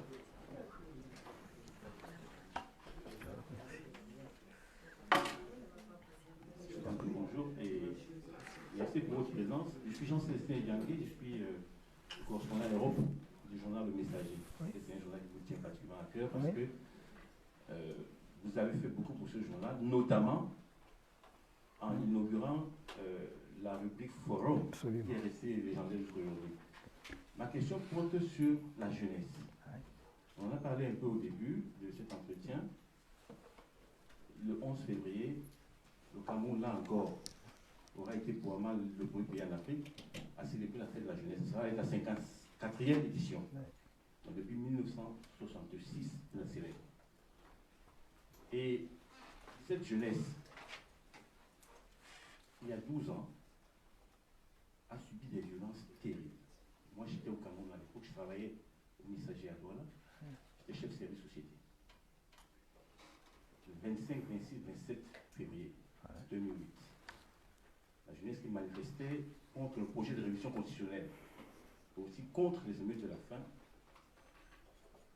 en tout cas contre la hausse des prix des denrées de nécessité, a été prise à partie, pire,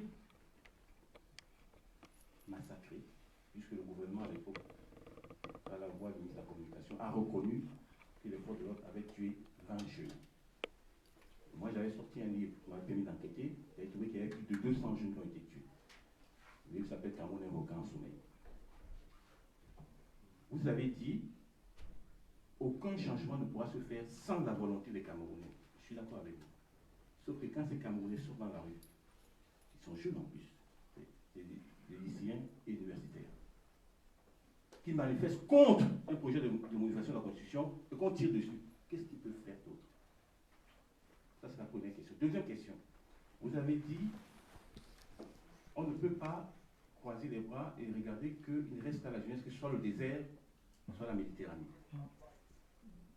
Qu'est-ce que vous proposez concrètement pour la jeunesse camerounaise? Voilà ma question. Merci beaucoup. Mais merci aussi, M.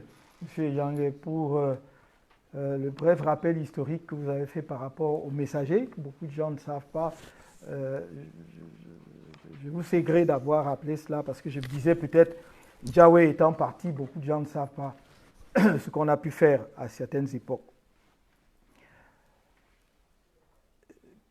Qu'est-ce qu'on peut faire d'autre? La jeunesse camerounaise. D'abord, permettez-moi de dire qu'à l'époque, il y avait eu d'ailleurs des divergences dans les chiffres officiels. Parce que le ministre de l'administration territoriale de l'époque, finalement, avait reconnu 40 morts. Donc, pas seulement 20, mais 40 morts. Oui, à la fin, tout à fait. Et moi-même, j'étais à la justice à ce moment-là, comme ministre délégué. Et dans le rapport annuel que nous faisions sur l'état des droits de l'homme au Cameroun, j'avais insisté, et si vous y allez dans le volume de 2008, vous verrez que j'avais insisté pour que l'on dise, suivant d'autres sources, il y a eu, et ça, moi, mes chiffres étaient les chiffres de l'ACAT. Il y a eu 150 morts, 154 morts à peu près. Donc, on avait quand même eu le souci historique de garder cela pour qu'il y ait trace. Oui, quand les jeunes descendent dans la rue, ils sont confrontés à la mort. Et c'est ce qui est terrible chez nous aujourd'hui. Ce que je ne peux pas comprendre, qu'il y ait des Camerounais, quel que soit le bord politique auquel ils appartiennent, qu'ils puissent se satisfaire de ce que, parce que des jeunes manifestent, et peut-être qu'ils seraient en désaccord avec le pouvoir en place, qu'on puisse tirer sur eux. Je ne peux pas comprendre cela. Parce que quels que soient nos désaccords politiques, on doit pouvoir reconnaître, d'ailleurs pas seulement aux jeunes, que des Camerounais puissent exprimer leurs désaccords. Parce que si on ne le fait pas, comment on fait? On doit choisir le maquis alors. Et je crois que c'est M. Biya qui lui-même disait, on n'aura plus besoin d'aller au maquis pour exprimer ses opinions. Il faut quand même. La vertu de la démocratie, c'est qu'elle permet la catharsis collective en permanence. Parce que quand vous êtes en colère sur le fait que les choses ne marchent pas, quand Douala et Yaoundé on met 9 heures alors qu'il y a quelques années on mettait 3 heures, que vous n'avez plus de train sûr entre Yaoundé et Ngaoundéré, etc., etc., on peut quand même comprendre que vous n'avez plus d'eau potable qui coule du robinet, que l'hôpital est le lieu le plus sûr où on peut trouver la mort, plutôt que d'aller recouvrer la vie. On peut quand même comprendre que les Camerounais puissent ne pas être contents et qu'ils l'expriment. J'aurais voulu d'ailleurs que l'on trouve même prétexte de ce que ces jeunes ont posé des actes répréhensibles. On tire sur les jeunes le 26 janvier 2019, alors qu'aucun d'eux, d'ailleurs, vous avez les vidéos, un jeune qui marche. Et on dit, vous voulez marcher, on lui tire dessus à bout portant. À bout portant. Alors, c'est ça que nous ne pouvons pas accepter. On ne peut pas ça. Je veux dire, il n'y a pas de chapelle politique par rapport à ça. On doit tous dire non. C'est notre pays, à nous tous, peu importe. Et on nous a, voyez, où est-ce qu'on nous a amenés? On nous a amenés dans une situation où chacun est dans son camp à soi. Oh bon, il a un problème, ça le concerne. Bon, de toute façon, tant que ça... Mais ce qui est sûr, c'est que ça va vous arriver de façon inévitable. Dans les jeunes, moi, je continue à leur dire, croyez en ce que nous faisons et que nous faisons ensemble. Moi, je suis de la génération de leurs parents. J'aurais pu aussi me calfeutrer dans un petit confort douillet quelque part. D'ailleurs, certains de mes amis me disent, mais enfin, tu es fou, qu'est-ce que tu as à t'emmerder, qu'est-ce que tu vas chercher là-dedans? Et je dis, je ne suis pas né au Cameroun par hasard, j'ai ma petite contribution à apporter. Et c'est pour cela, d'ailleurs, que dès que j'ai fini mes études ici, je suis rentré au Cameroun, alors que mon université me proposait un poste, j'ai dit non, non, ça se passe là-bas. Nous aussi, il faut que ce soit beau comme on voit ici, là. On doit travailler pour que ce soit comme ça. Et je n'ai pas changé d'idée. Donc, à partir de là, moi, je vais dire aux jeunes, il ne faut pas baisser les bras. Il faut, même si ça peut apparaître comme un mythe de Sisyphe, où on va à nouveau et chaque fois rouler la pierre, un jour, elle ne descendra plus, la pierre va rester au sommet. Mais je dis toujours, ce jour peut être long ou court, ça dépend de nous. Nous pouvons accélérer le processus de changement au Cameroun. Parce que, songez un seul instant, pour revenir à l'excellente question de M. Luc Emajou de l'attitude des autres partis de l'opposition. Imaginez qu'on ait fait tous bloc pour dire que donc nous pouvons pas aller à ces élections dans ces conditions. Je ne crois pas que même avec l'arrogance habituelle de ce régime et sa témérité, ils seraient passés outre pour aller faire des élections. Parce qu'ils n'auraient eu personne pour les accompagner. Ils adorent ça, des gens qui les accompagnent, dans les applaudissements et les you-you. Mais pourvu qu'ils ne prennent pas part au festin, vous devez être là. Donc voilà. Mais non, mais on ne l'a pas fait. Et donc c'est un travail extrêmement difficile. Je dis, la voie qu'on a choisie, c'est extrêmement compliqué. Mais c'est également un chemin sûr, parce que moi, je vois là où on va arriver. Je vois très clairement là où on va arriver. Et on va y arriver. Ne me dites pas comment on le fait, mais on va y arriver. Et ne sais pas par le mystère ou quoi que ce soit, on va arriver parce que je vois très clairement le chemin.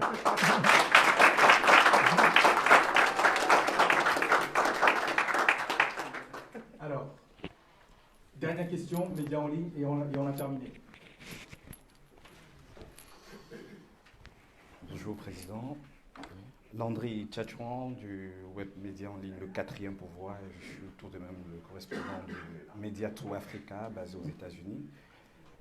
Je vais sortir de la thématique que nous abordons, celui du remerciement et du plaidoyer pour la paix dans les régions du Nozo. Je vais poser une question assez pathétique, vu que depuis le décès de Maître Sope, on ne vous a pas entendu, nous n'avons pas eu ce privilège de vous rencontrer.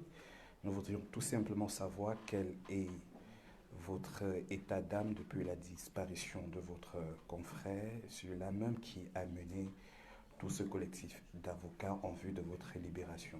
Nous voudrions bien un commentaire ce jour à cet effet. Merci beaucoup. Vous permettrez que je me réserve de m'exprimer sur le décès de Maître Sope Sylvain, qui n'était pas militant du MRC. Je tiens à le souligner, qui n'était pas militant du MRC, mais qui était un homme exceptionnel, qui était un petit frère, mon ami, mon fils, si j'ose dire. Vous permettrez que je m'exprime en temps opportun sur le décès de Maître Sope. Et je m'exprimerai, vous pouvez être sûr. Merci, Monsieur le Président. Donc, on a terminé, la conférence est terminée. Rendez-vous samedi 1er février, place de la République. Il semble qu'elle veut une dernière question. Je ne sais pas si c'est quel média. Oui, mais elle a levé la main depuis. Bon. Merci, Monsieur le Président. Je ne voulais pas sauter mon déjeuner. Je ne voulais pas sauter cette occasion parce que ça tombe dans nous les gens de la diaspora. On marche, on essaye de mener le combat de notre façon.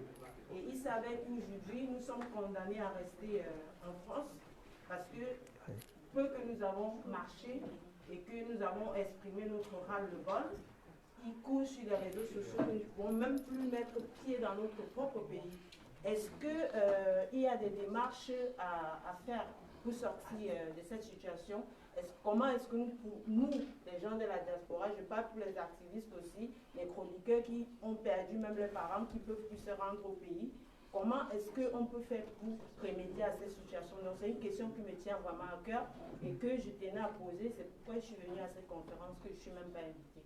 Merci, Monsieur le Président. Merci beaucoup de cette question. Vous savez, il se dit beaucoup de choses sur les réseaux sociaux. Donc, ne vous en tenez pas uniquement à ce qui se dit sur les réseaux sociaux. Parfois, les gens jouent à se faire peur. À dire, si je vais au Cameroun, on va m'arrêter. Peut-être c'est vrai. Mais je ne peux pas vous donner une réponse tant que je n'ai pas un cas. Si on arrête un Camerounais parce qu'il a exprimé ses opinions, ici d'ailleurs, c'est-à-dire à l'extérieur du Cameroun, exprimer son désaccord et qu'on l'arrête pour cette raison-là, alors on a un cas, et à partir de là, je peux commencer à vous répondre parce que je peux vous dire ce qu'on peut faire. Mais je ne peux pas répondre par anticipation sur ce qui n'existe pas. Et je crois, encore une fois, très sérieusement, que beaucoup jouent à se faire peur et que aussi les gens du régime jouent à vous faire peur. Parce qu'ils écrivent, certains arrivent à trouver vos numéros de téléphone et vont vous envoyer des messages anonymes, vont vous insulter, vont proférer des menaces, justement pour vous faire peur. Nous avons le cas de Wilfried Sioé, par exemple, de l'Allemagne. Oui, bon, le cas de Wilfried Sioé est suivi. Il est suivi, vous savez que ça fait partie des dossiers que nous suivons. Le collectif d'avocats, là, je crois que j'ai dans le point qui a été fait récemment, Il a été présenté devant les tribunaux il n'y a pas longtemps. Son cas, il est encore en détention parce qu'il est parmi ceux que l'on a accusés après et jugés pour les échauffourées qui ont eu lieu à la prison centrale. Parce que dans le cadre des marches, tout le monde, il y a eu l'arrêt de poursuite pour tout le monde. D'ailleurs, même Mamadou Yacouba n'est plus là à cause des marches, mais à cause du soulèvement qui a eu lieu à la prison centrale, pour lequel ils ont été condamnés à une peine de 2 ans. Je crois qu'il y en a un qui a eu pris 3 ans, si je me trompe, mais en général, c'est 2 ans. Et même là, nous sommes en train de faire les procédures pour leur libération. Et même si, par malheur, ils étaient gardés pour 2 ans, nous irons jusqu'à la Cour suprême et au-delà pour qu'ils soient blanchis et que les réparations leur soient payées un jour. Parce que nous avons des vidéos montrant très clairement, par exemple dans le cas de Mamadou Mota, qui n'a jamais incité à la violence. Au contraire, il a essayé de calmer les détenus qui se soulevaient contre les gardiens de prison en disant « si on a quelque chose à faire, ce n'est pas contre eux, ce n'est pas contre la prison, c'est contre ceux qui dirigent le pays. Donc rentrez chez vous. » Et on est venu le sortir, lui, de sa cellule. On ne l'a pas pris dehors. Il était déjà dans sa cellule et on l'a amené, on l'a torturé, comme vous le savez, cassé le bras, ouvert le crâne et tout. Donc le cas de M. Sioué est plutôt dans ce cadre.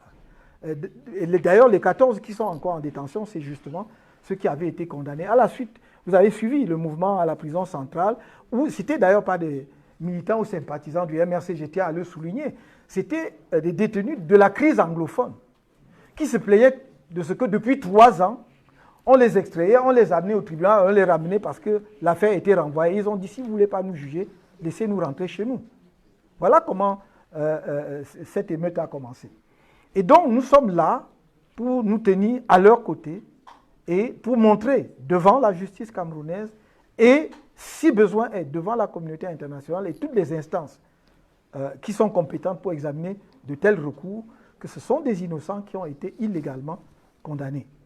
Voilà ce que je peux vous dire pour l'instant. D'ailleurs, M. Sioué, me dit-on, je ne vais pas prolonger, me dit-on, et ça, la presse internationale qui est là, ils sont presque tous partis, heureusement il y en a quelques-uns encore, M. Sioué, me dit-on, a été interpellé parce qu'il avait en main un livre que j'ai écrit, L'urgence de la pensée. Mais comment peut-on arrêter le lecteur et pas l'auteur? Parce que c'est moi qui ai écrit. Et je ne sais pas ce qui, dans ce livre, qui est encore disponible, on vient de faire maintenant un tirage en dehors des tirages pirates. On y reviendra, de faire un nouveau tirage.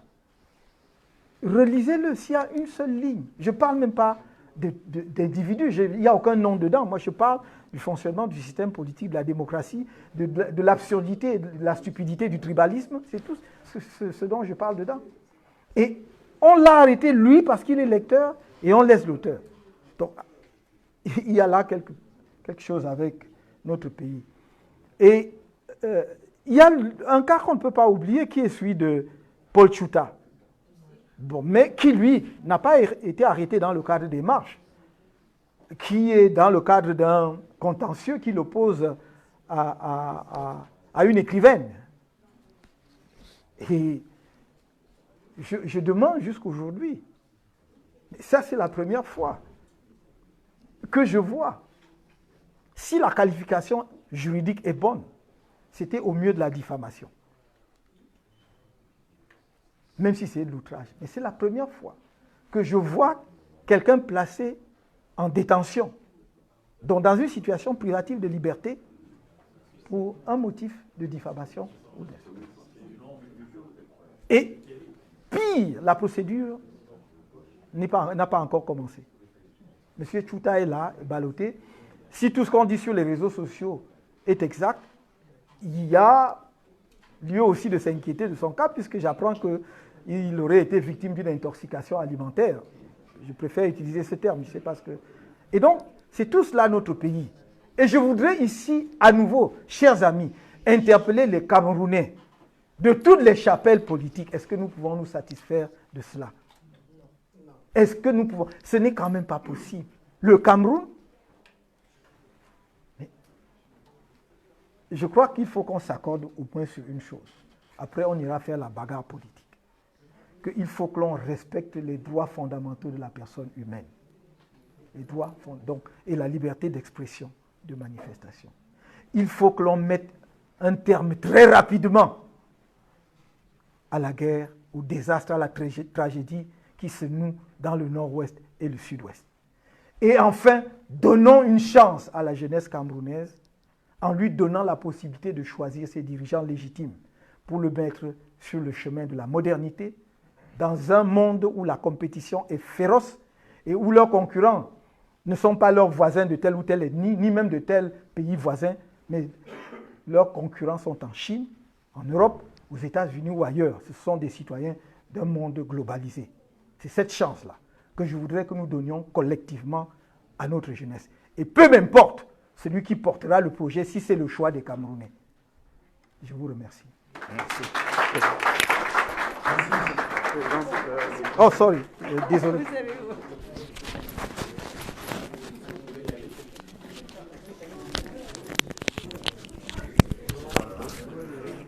Oui.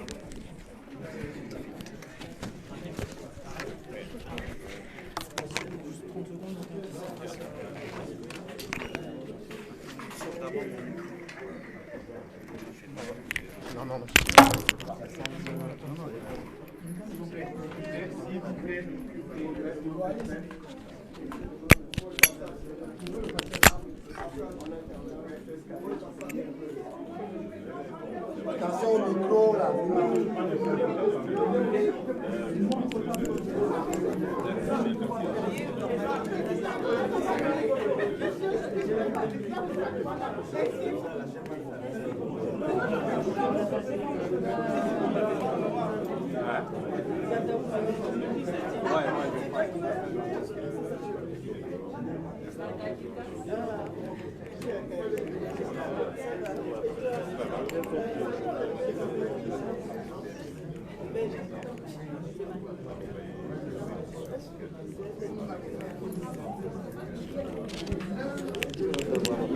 Attends, je suis encore en train de dire.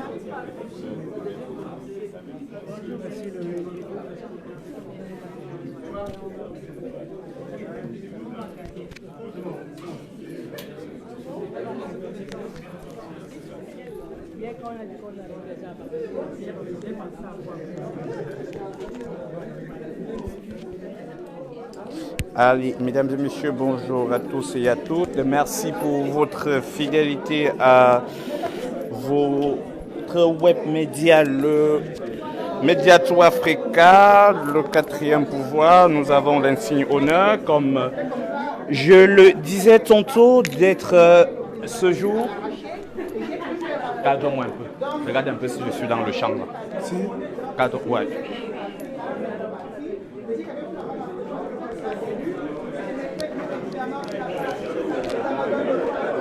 Mesdames et messieurs, nous vous remercions pour votre attention. Nous vous remercions d'avoir été en direct avec nous sur Média 2 Africa et simultanément sur le 4e pouvoir.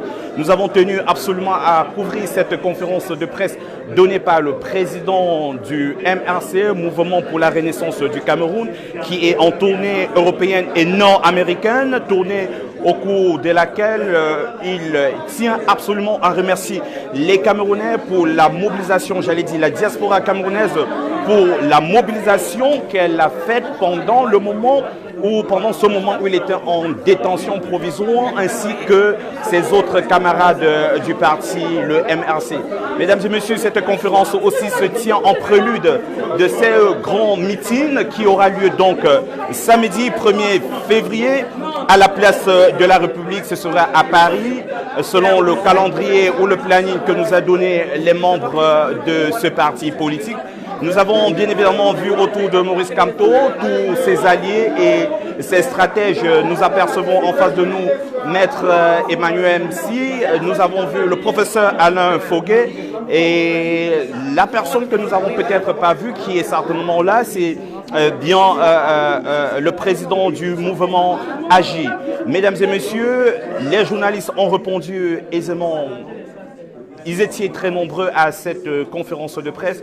Nous pensons à tous ces confrères qui sont venus de part et d'autre pour couvrir cet événement. Et nous espérons aussi qu'on les verra samedi 1er février, parce que le président Maurice Kamto du mouvement pour la renaissance du Cameroun venait tout simplement de le signaler. Il savait qu'un certain nombre de médias français, je dis bien un certain nombre de médias français, ne couvrent pas assez soit les meetings des Camerounais ou bien les faits, les exactions qui se passent au Cameroun, surtout dans la région anglophone, nord-ouest et sud-ouest du Cameroun. Mesdames et messieurs, plusieurs questions ont été posées tour à tour.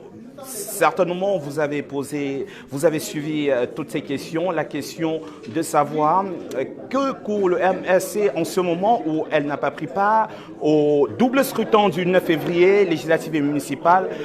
Il a répondu certainement que le MRC n'aura même plus d'ailleurs la chance de concourir à l'élection présidentielle parce que la condition selon la législation, c'est d'avoir tout au moins un siège au Parlement. Mais il l'a dit.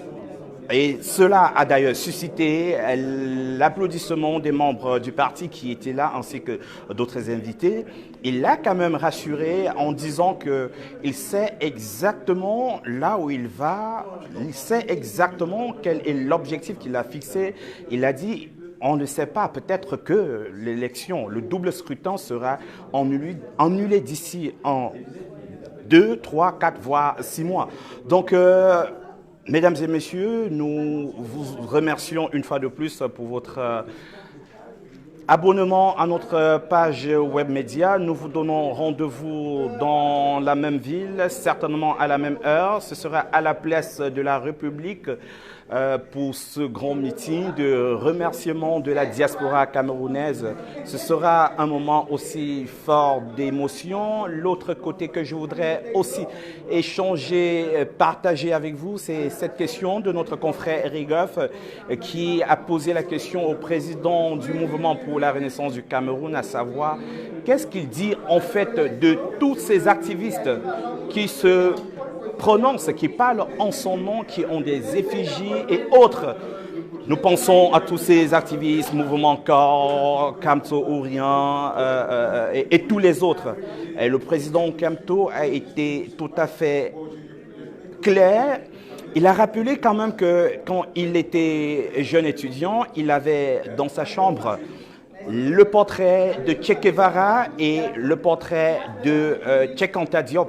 Comme pour dire, il ne pourra vraiment pas demander ou dire à un Camerounais, il l'a dit, il n'est pas le maître des Camerounais, il ne peut pas recommander à un Camerounais de mettre telle ou telle autre photo dans sa chambre. Il ne peut non plus demander à tel ou tel autre Camerounais de porter des vêtements à son effigie. Voilà en grosso modo ce que nous pourrions partager avec vous pour cette conférence. Très chers followers, très chers viewers, nous vous remercions. Nous vous donnons rendez-vous samedi 1er février sur le même média, Mediato Africa, le 4e pouvoir. La technologie de l'information et de la communication nous permettra de diffuser simultanément sur ces deux web médias qui nous tiennent à cœur. D'ailleurs, ces médias n'existent que grâce à vous. Nous vous disons une fois de plus merci. Nous vous souhaitons une agréable journée. Certainement que nous ne l'avions pas fait. C'est aussi le moment pour nous de vous souhaiter une bonne et heureuse année 2020. Merci et à bientôt.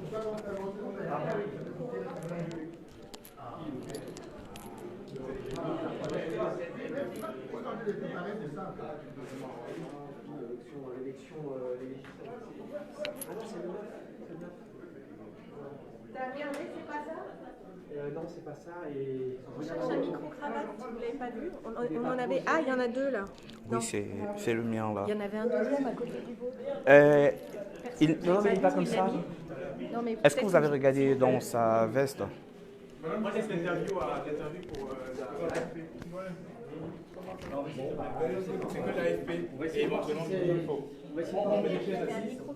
Alors, non, mais là, on va un petit souci. Non, mais.